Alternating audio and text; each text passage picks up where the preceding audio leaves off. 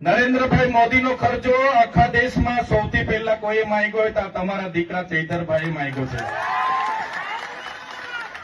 ખળબળી મચી ગઈ એ લોકોમાં કે આ મોદીનો ખર્ચો કેમ માંગે છે.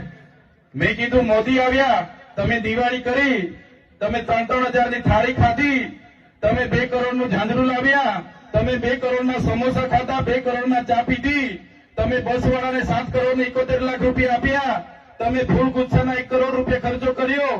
મેં કીધું પૈસા ક્યાંથી આવે બતાવો મને.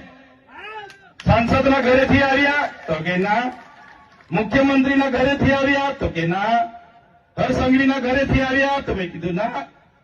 મેં કીધું પૈસા આવ્યા ક્યાંથી? એમણે કીધું આદિવાસી બજેટમાંથી અમે ખર્ચો પાડી દીધો છે.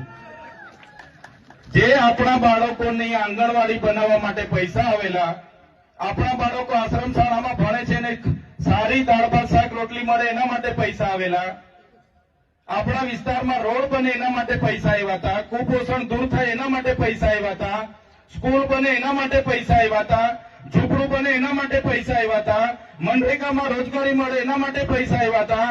એવા 100 કરોડ ઉપર રૂપિયા લોકોએ ધુમાડો કરી નાખ્યો. આ મોદી તો આપણને 100 કરોડમાં પડ્યો ડેરિયા પડાવીને.